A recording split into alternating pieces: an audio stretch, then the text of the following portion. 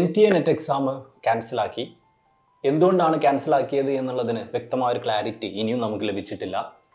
ഇന്നലെ union education minister Dharmendra പ്രധാൻ്റെ പത്രസമ്മേളനം ഉണ്ടായിരുന്നു. അതുമായി ബന്ധപ്പെട്ട് എന്തുകൊണ്ടാണ് എക്സാം ക്യാൻസലാക്കിയിട്ടുള്ളത്, അതിൽ നമുക്കുള്ള ചില കൺസേണുകൾ എന്തൊക്കെയാണ്, അതുപോലെ ഇനി എന്നാണ് എക്സാം ഉണ്ടാവുക, ഈ കാര്യങ്ങളാണ് ഞാൻ ഈ വീഡിയോയിൽ പറയാൻ ഉദ്ദേശിക്കുന്നത്. ആദ്യം തന്നെ എന്തുകൊണ്ടാണ് എക്സാം ക്യാൻസലാക്കിയത് എന്നുള്ളതിന് മുമ്പ് ഈ രാജ്യത്ത് ഒരുപാട് പരീക്ഷകൾ പല സമയത്തായിട്ട് ക്യാൻസലാക്കിയിട്ടുണ്ട്. അതിനൊന്നും തന്നിട്ടുള്ളത് പോലെയുള്ള റീസൺ അല്ല ഇപ്രാവശ്യം കിട്ടിയിട്ടുണ്ടായിരുന്നത്. ഓക്കെ, ആദ്യം തന്നെ പറയാം, ഈ ഒരു എക്സാം ക്യാൻസലാക്കി എന്ന് പറഞ്ഞിട്ടുള്ളത് എക്സാം നടത്തിയിട്ടുള്ള ബോഡിയല്ല, NTA അല്ല നോർമലി ചെയ്തത്, അത് യൂണിയൻ മിനിസ്ട്രി ഓഫ് എഡ്യൂക്കേഷൻ ആണ്.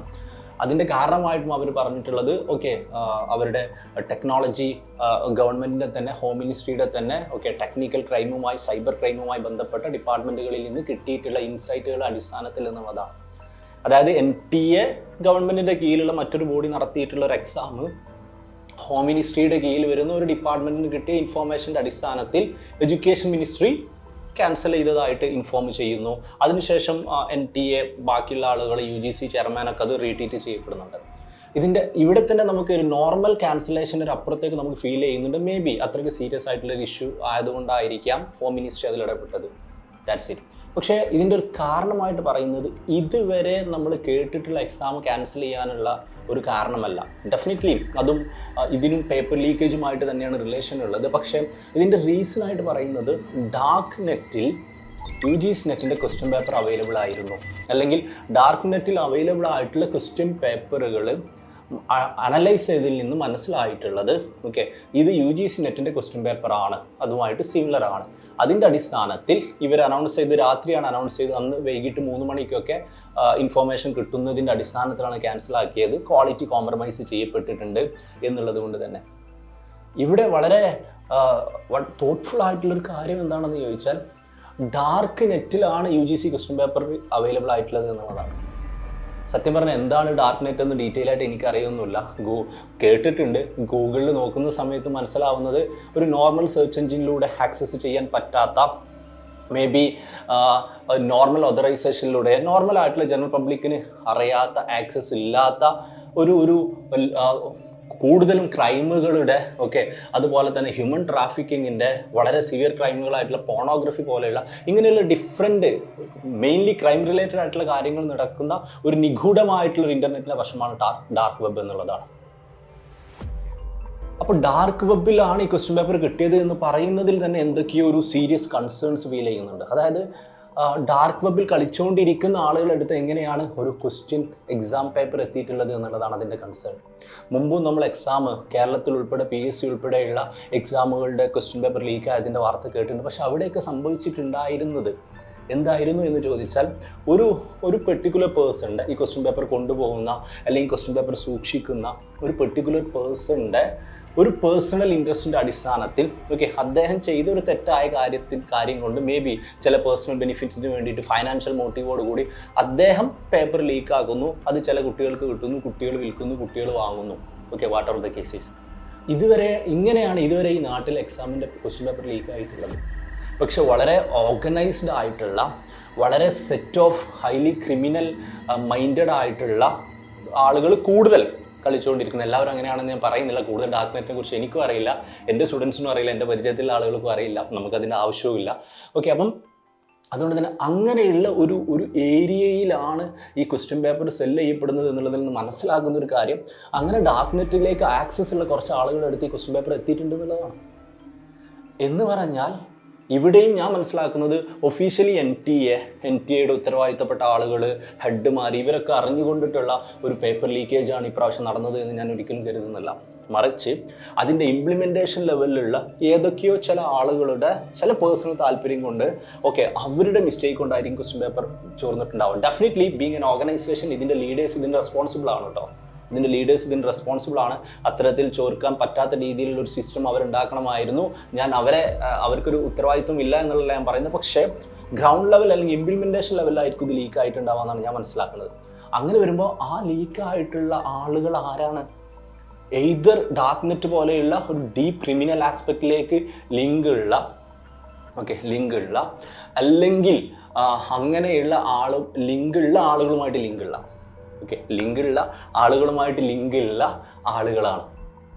അവിടെ തന്നെ നമുക്ക് ഈ NTA നെറ്റ് നടത്തപ്പെടുന്ന ഇംപ്ലിമെൻറ്റേഷൻ ആസ്പെക്റ്റിലുള്ള ആളുകളുടെ ഒരു വാട്ട് വി ക്യാൻ സേ ഒരു വിശുദ്ധിയെക്കുറിച്ച് നമുക്ക് ഡൗട്ട് വരികയാണ്. ഇനിയൊക്കെ പോട്ടെ, ഈ ക്വസ്റ്റ്യൻ ആരാണ് വാങ്ങുന്നത്? ഡാർക്ക് നെറ്റിലെ ക്വസ്റ്റ്യൻ നോർമലി നമുക്ക് വാങ്ങാനൊന്നും പറ്റില്ല. ഇനി വാങ്ങിയിട്ട് വിൽക്കണം എന്നുണ്ടെങ്കിൽ ഡാർക്ക് നെറ്റിൽ ആക്സസ് ഉള്ള ആളുകളായിരിക്കണം, അതും എ സെറ്റ് ഓഫ് ക്രിമിനൽ ടെൻഡൻസിയുള്ള ആളുകളായിരിക്കണം. ഓക്കെ, ഡാർക്ക് നെറ്റിലുള്ള ആളുകളൊക്കെ ക്രിമിനൽ ആണെന്നൊന്നുമല്ല ഞാൻ പറയുന്നത് ഡാർക്ക് നെറ്റിൽ ക്രിമിനൽ കാര്യങ്ങൾ ചെയ്യുന്ന ആ ടെൻഡൻസിയുള്ള ആളുകളൊക്കെ അങ്ങനെ തന്നെയാണല്ലോ. അപ്പോൾ അത് വാങ്ങാനും അങ്ങനെ വേണം, അല്ലാതെ നമുക്ക് നോർമലി വാങ്ങാൻ പറ്റണമെന്നില്ല. അല്ലെങ്കിൽ നോർമൽ ജനറൽ പബ്ലിക്കിന് പിന്നീട് അത് ടെലിഗ്രാമിൽ അവൈലബിൾ ആയിട്ടുണ്ട് എന്നുള്ള വാർത്തകൾ നമുക്ക് കേൾക്കുന്നുണ്ട്. പക്ഷേ അതിൻ്റെയൊക്കെ ബേസ് വരുന്നത് ഡാർക്ക് നെറ്റ് ആണ് എന്നുള്ളതാണ്. സോ എവിടെയൊക്കെയോ വെരി സീരിയസ് ആയിട്ടുള്ള ക്രിമിനൽ ടെൻഡൻസി ഉള്ള ആളുകൾ ഇപ്രാവശ്യത്തെ ക്വസ്റ്റ്യൻ പേപ്പർ ലീക്കേജിൻ്റെ ഭാഗമായിട്ടുണ്ട് എന്നുള്ളതാണ് ഇതിൻ്റെ ഏറ്റവും സീരിയസ് കൺസേൺ ആയിട്ട് ഞാൻ മനസ്സിലാക്കുന്നത്. മുമ്പുള്ളതുപോലെ ഏതോ ഒരു മനുഷ്യൻ ചെയ്ത കുറ്റത്തിൽ കുറച്ച് പാവപ്പെട്ട അല്ലെങ്കിൽ കുറച്ച് കുട്ടികൾ ചെയ്യുന്നതല്ല. അങ്ങനെ വരുമ്പോഴുള്ളൊരു പ്രശ്നം എന്താണെന്ന് ചോദിച്ചാൽ, ഇങ്ങനെയുള്ളൊരു പ്രശ്നം എന്താ വെച്ചാൽ the damage will be massive. അതുകൊണ്ടാണ് ഇപ്രാവശ്യത്തെ ക്വസ്റ്റ്യൻ പേപ്പർ എന്ത് സംഭവിച്ചതെന്ന് ചോദിച്ചാൽ ഞാൻ മനസ്സിലാക്കുന്നത് ടെലിഗ്രാമിലൊക്കെ വിൽക്കപ്പെടുന്ന രീതിയിൽ നമ്മൾ പല മെസ്സേജുകളും സ്ക്രീൻഷോട്ടുകളും കണ്ടത്, അതെല്ലാം ശരിയാണോ എന്നൊന്നും എനിക്കറിയില്ല. ശരിക്കും ക്വസ്റ്റ്യൻ പേപ്പർ തന്നെയാണോ വിൽക്കുന്നതെന്ന് അറിയില്ല. നമ്മൾ ഈ പറ്റിക്കുന്നവരെ പറ്റിച്ച് ജീവിക്കുന്നവരൊക്കെ പറയാറുണ്ടല്ലോ, ചിലതൊക്കെ അങ്ങനെയും ഉണ്ടാവും. മുമ്പൊക്കെ ക്വസ്റ്റ്യൻ പേപ്പർ ലീക്ക് ആവുന്ന സമയത്ത് അതിനുശേഷം പോലീസ് പറയുമ്പോഴാണ് നമ്മളറിയാം. വിച്ച് മീൻസ് ഇപ്രാവശ്യം കുറച്ചുകൂടി ഓർഗനൈസ്ഡ് ആയിട്ടുള്ള മാസീവ് ലെവലിലുള്ള ഒരു ലീക്കേജ് ആണ് സംഭവിച്ചിട്ടുള്ളത്. അല്ലെങ്കിൽ ഈവൻ ആ ലീക്കാക്കിയ ക്വസ്റ്റ്യൻ പേപ്പർ പബ്ലിക്കായിട്ട് കച്ചവടം നടത്തുന്ന രീതിയിലേക്ക് മാറിയിട്ടുണ്ട് എന്നുള്ളതാണ് ഏറ്റവും വലിയൊരു സീരിയസ് കൺസേൺ ആയിട്ട് മനസ്സിലാക്കുന്നത്. അതിനെക്കുറിച്ച് അന്വേഷണങ്ങൾ നടക്കുന്നുണ്ട് എന്നാണ് ഗവൺമെൻറ് പറയുന്നത്, നടക്കുന്നുണ്ട്. കൂടുതൽ ഡീറ്റെയിൽസ് പബ്ലിക്കിലേക്ക് പ്രൊവൈഡ് ചെയ്യും എന്നുള്ളതും കൂടിയാണ് മനസ്സിലാക്കുന്നത്. സോ ഇതാണ് ആദ്യത്തെ ഒരു കാര്യം എന്നുള്ളത്. ഓക്കെ, രണ്ടാമത്തെ ഒരു കാര്യം, NTA കുറിച്ച് ഒരുപാട് കൺസേണുകളുണ്ട്. ഇമ്പ്രൂവ് ചെയ്യേണ്ട ഒരുപാട് കാര്യങ്ങളെക്കുറിച്ച് വിദ്യാർത്ഥികൾ പറയാറുണ്ട്, ട്വീറ്റുകളിൽ ഉണ്ടാവാറുണ്ട്, ഈ വീഡിയോയിൽ ഞാൻ പറയുന്നുണ്ട്, നമ്മളെ വീഡിയോയുടെ കമൻറ്റുകളിൽ നിങ്ങൾ പറയാറുണ്ട്. അപ്പോൾ അത് റിസോൾവ് ചെയ്യാൻ വേണ്ടിയിട്ട് ഗവൺമെൻറ് ഒരു കമ്മിറ്റി ഉണ്ടാക്കുന്നുണ്ട് എന്നുള്ളതാണ്. കമ്മിറ്റിയെ ഉണ്ടാക്കുന്നുണ്ട് എന്നുള്ളത് ബേസിക്കലി ഞാൻ എന്താണ് NTA ആസ്പെക്റ്റിൽ നമുക്ക് മനസ്സിലാവുന്നത് എന്നുള്ളത് ഇൻ്റർപ്രിറ്റ് ചെയ്യാൻ ശ്രമിക്കുകയാണ്. NTA ഭാഗത്ത് ഒരു ശരിയുമില്ല എന്നൊന്നും ഞാൻ പറയില്ല കേട്ടോ. ഡെഫിനറ്റ്ലി ഈ ഒരു എക്സാമിന് ഹോം മിനിസ്ട്രിയിൽ നിന്ന് കിട്ടിയ ഇൻഫോർമേഷൻ ആസ്പെക്റ്റുകളിൽ ഇമ്മീഡിയറ്റ് ആയിട്ട് അവർ എക്സാം ക്യാൻസൽ ചെയ്തു എന്നുള്ളത് തന്നെ ഒരു അപ്രീഷിയബിൾ കാര്യമാണ് എന്ന് തന്നെ ഞാൻ പറയും. ലീക്ക് ആവാതിരിക്കുകയായിരുന്നു ഏറ്റവും നല്ലത്. Definitely that's a one. Cancel ചെയ്യുന്നതുകൊണ്ടുള്ള ഒരുപാട് ബുദ്ധിമുട്ടുകളുണ്ട്, മുമ്പത്തെ വീഡിയോയിൽ ഞാൻ പറഞ്ഞിട്ടുണ്ട്. But once it's confirm cancel ചെയ്യുക എന്നുള്ളത് തന്നെയാണ് ഒരു ഓപ്ഷൻ ഉള്ളത്. For ensuring justice to the students. അതിൽ ബുദ്ധിമുട്ടില്ലെന്ന് ചോദിച്ചാൽ ചില സംഭവങ്ങൾ നമുക്ക് സംഭവിക്കുമ്പം ലെസ് ഇവിൾ ആയിട്ടുള്ള സംഭവങ്ങളെ സെലക്ട് ചെയ്യേണ്ടി വരും എന്നുള്ളതാണ്. കാരണം ഇപ്രാവശ്യം അത്രയ്ക്ക് ഓർഗനൈസ്ഡ് ആയിട്ട് ലീക്കേജ് ടെലഗ്രാം വഴി ആർക്കും പൈസ കൊടുത്താൽ കിട്ടുന്ന ലെവലിലേക്കുള്ള ഒരു ലീക്കേജ് ഒക്കെ ഉണ്ടായിട്ടുണ്ടെങ്കിൽ അത് ഇമ്പാക്റ്റ് അത്രയ്ക്ക് വലുതാവുമായിരുന്നു. അപ്പം NTA എല്ലാ കൺസേണുകളും അഡ്രസ്സ് ചെയ്യാൻ വേണ്ടിയിട്ട് വിശദമായിട്ടുള്ള ഒരു കമ്മിറ്റി ഉണ്ടാക്കിയിട്ടുണ്ടെന്നാണ് പറയുന്നത്. ഒരു കമ്മിറ്റി ഉണ്ടാക്കും, ആ കമ്മിറ്റി അതിനുള്ള സജഷൻസ് വെക്കും.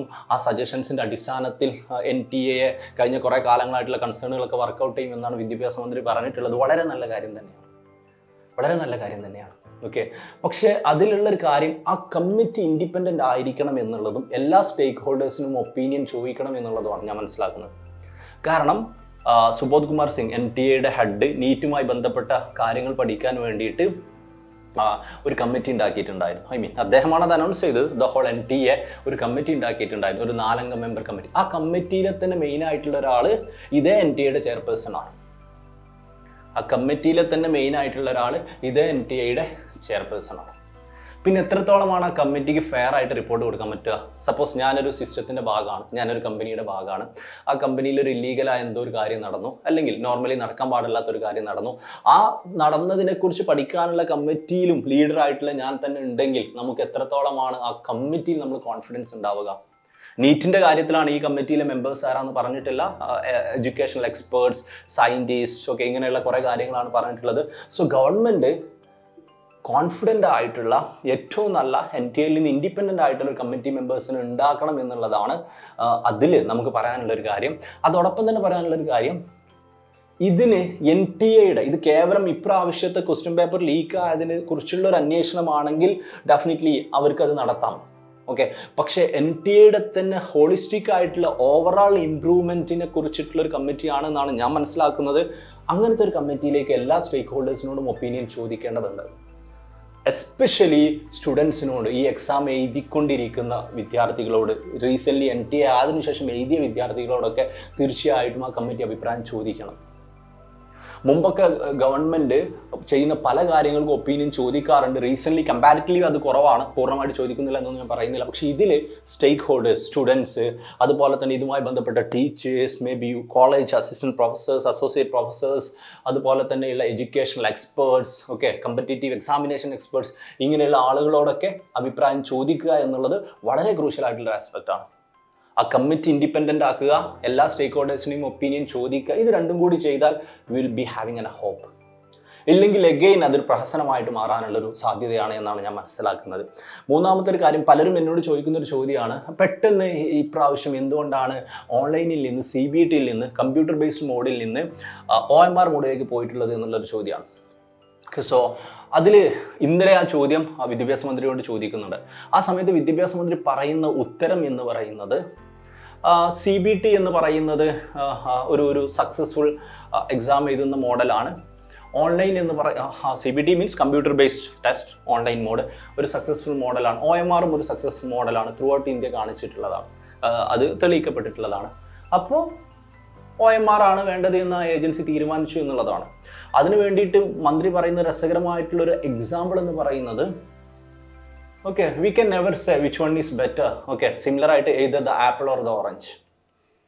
ആപ്പിൾ ആണോ ഓറഞ്ച് ആണോ ബെറ്റർ എന്നുള്ളത് നമുക്ക് പറയാൻ പറ്റില്ല എന്നുള്ളതാണ്. അതായത് നമുക്ക് ഇഷ്ടമുള്ളത് കഴിക്കാം എന്നുള്ളതാണ്. കമ്പാരിസൺ അത്ര ആപ്റ്റായിട്ട് എനിക്ക് ഫീൽ ചെയ്തില്ല. പക്ഷെ എന്നിരുന്നാലും നമ്മൾ മനസ്സിലാക്കേണ്ട ഒരു കേസ് അങ്ങനെ തന്നെ ആവട്ടെ, ആപ്പിളും ഓറഞ്ചും തന്നെ ആവട്ടെ, നമ്മൾ സ്ഥിരമായിട്ട് നമ്മൾ ആപ്പിൾ തിന്നുകൊണ്ടിരിക്കുന്ന ഒരാളാണ്, അല്ലെങ്കിൽ സ്ഥിരമായിട്ട് നമ്മൾ ഓറഞ്ച് തിന്നുകൊണ്ടിരിക്കുന്ന ഒരാളാണ്.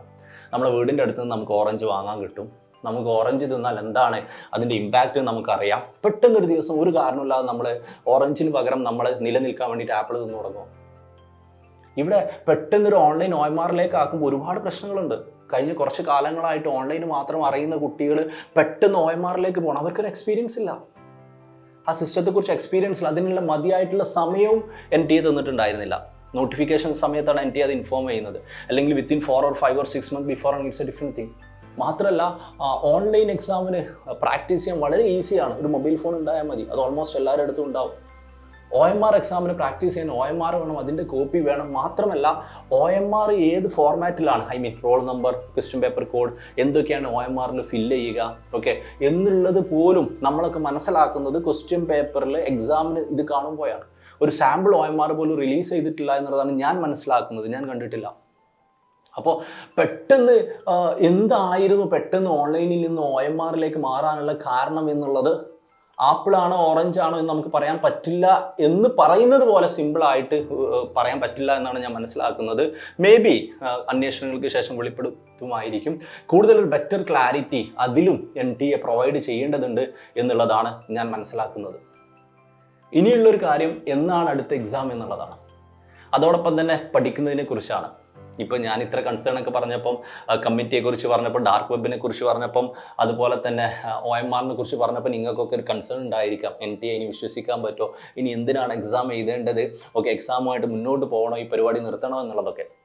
ഞങ്ങളോട് പറയാം, നമ്മുടെ സ്വപ്നമാണ്, നമ്മുടെ അക്കാഡമിക് സ്വപ്നങ്ങളാണ് അസിസ്റ്റൻറ്റ് പ്രൊഫസർ ആവുക, അസോസിയേറ്റ് പ്രൊഫസർ ആവുക, അതുപോലെ തന്നെ PhD എടുക്കുക, ഡോക്ടറേറ്റ് നേടുക, നമ്മുടെ പേഴ്സണൽ ഗോൾസുകൾ സാറ്റിസ്ഫൈ ചെയ്യുക, ഫൈനാൻഷ്യലി ഇൻഡിപെൻഡൻ്റ് ആവുക, എഡ്യൂക്കേഷൻ സിസ്റ്റത്തിൽ വേണ്ട മാറ്റങ്ങൾ വരുത്തുക, ഒക്കെ നമ്മളെ വലിയ വലിയ ഗോളുകളാണ്. നമുക്ക് മറക്കാൻ പറ്റാത്ത, ഓക്കെ, നമുക്ക് ഒഴിവാക്കാൻ പറ്റാത്ത നമ്മുടെ സ്വപ്നങ്ങളാണ്. അത് നമുക്ക് സാധ്യമാക്കേണ്ടതുണ്ട്. അതിന് ഡെഫിനറ്റ്ലി NTAയും എക്സാം സിസ്റ്റവും ഇംപ്രൂവ് ചെയ്യേണ്ടതുണ്ട്, എഫിഷ്യൻ്റ് ആവേണ്ടത്. അതിന് വേണ്ടിയിട്ടാണ് നമ്മളിത് വിളിച്ച് പറയുന്നത്. വരും വീഡിയോകളിലും ഇതുമായി ബന്ധപ്പെട്ട കൂടുതൽ കാര്യങ്ങൾ ഞാൻ സംസാരിക്കുന്നതായിരിക്കും. ഇതെല്ലാം നമ്മൾ പറയുന്നത്, ഇതിൻ്റെ ഒരു എംപവേർഡ് കമ്മിറ്റി ഉണ്ടാക്കപ്പെടും, ഇതിനെക്കുറിച്ച് പഠിക്കും. ആ സമയത്ത് എന്തൊക്കെ കൺസേൺ ആണ് നമ്മുടെ വിദ്യാർത്ഥികൾക്കുള്ളത്, നമുക്കുള്ളത് എന്ന് മനസ്സിലാക്കാൻ വേണ്ടിയിട്ട് തന്നെയാണ് ഈ ഒരു വീഡിയോകളൊക്കെ നമ്മൾ ചെയ്യുന്നത്. അപ്പം ഡെഫിനറ്റ്ലി നമുക്ക് സംസാരിച്ചു കൊണ്ടേയിരിക്കാം കൺസേണുകളെക്കുറിച്ചും പ്രശ്നങ്ങളെക്കുറിച്ചും, ഇതുവരെ ഉണ്ടായ പ്രശ്നങ്ങളെക്കുറിച്ചൊക്കെ. NTA മതിയായ പഠനങ്ങൾ നടത്തി അത് തിരുത്തുമെന്ന് നമുക്ക് പ്രതീക്ഷിക്കാം. അങ്ങനെ പ്രതീക്ഷകൾ നടന്നിട്ടില്ലെങ്കിൽ നമുക്ക് ഓക്കെ ഒരു ജനാധിപത്യപരമായിട്ട് പോസിബിൾ ആയിട്ടുള്ള എല്ലാ കാര്യങ്ങളും നമ്മൾ ചെയ്യാം. അപ്പം ഞാൻ പറഞ്ഞത് ഫൈനലി പഠനം നമുക്ക് പോസ് ചെയ്യാനുള്ള ഒരു കാരണമല്ല ഇത് എന്നുള്ളതാണ്. അടുത്ത എക്സാം എന്നാണ് എന്നുള്ളതാണ് പലരും ചോദിക്കുന്നത്. ഓക്കെ, വിദ്യാഭ്യാസ മന്ത്രിയുടെ പത്രസമ്മേളനത്തിൽ മനസ്സിലാകുന്നത് വെരി സൂൺ എന്നുള്ളതാണ്. ഓക്കെ, എത്രയും പെട്ടെന്ന് എന്നുള്ളതാണ്. ഡിസംബറുമായി മേർജ് ചെയ്യുമെന്ന് പലരും ചോദിച്ചിട്ടുണ്ടായിരുന്നു. ഡിസംബറുമായിട്ട് മേർജ് ചെയ്യില്ല. It will be very soon. അതുകൊണ്ട് നിങ്ങളുടെ പ്രിപ്പറേഷൻ അടിപൊളിയായിട്ട് മുന്നോട്ട് പോവുക. കഴിഞ്ഞ എക്സാം കഴിഞ്ഞു, മേ ബി ഒരു 1 വീക്കോ ഒരു 3 or 4 or 5 days ഒക്കെ നിങ്ങൾ റെസ്റ്റ് എടുത്തോളൂ. അതിനുശേഷം ചെറുതായിട്ട് നിങ്ങളുടെ പ്രിപ്പറേഷൻ നിങ്ങൾ തുടങ്ങിക്കൊണ്ടേയിരിക്കുക. നമുക്ക് പഠിക്കേണ്ടതുണ്ട്, നമുക്ക് ക്വാളിഫൈ ചെയ്യേണ്ടതുണ്ട്. NTA ഭാഗത്ത് നിന്ന് NTA വേണ്ട തിരുത്തലുകളെല്ലാം വരുത്തുമെന്ന് തന്നെയാണ് നമ്മൾ പ്രതീക്ഷ. അതിന് വേണ്ടിയിട്ട് സംസാരിക്കേണ്ടതെല്ലാം നമ്മൾ സംസാരിച്ചു കൊണ്ടിരിക്കും. പേഴ്സണലി എയ്ഫറിൻ്റെ ഭാഗത്ത് നിന്ന് നമ്മൾ NTAക്ക് തന്നെ ഡീറ്റെയിൽ ആയിട്ടുള്ള മെയിലുകളെല്ലാം അയച്ചിട്ടുണ്ട്. അങ്ങനെയുള്ള കാര്യങ്ങളൊക്കെ നമ്മൾ ചെയ്തുകൊണ്ടേയിരിക്കും. നിങ്ങൾ പഠിക്കുക, നന്നായിട്ട് പഠിക്കുക. ഓക്കെ, ഒരു എഫിഷ്യൻ്റ് ആയിട്ടുള്ള എക്സാം സിസ്റ്റം ഇവിടെ വരും. നിങ്ങൾ ക്വാളിഫൈ ചെയ്യുക. All the best.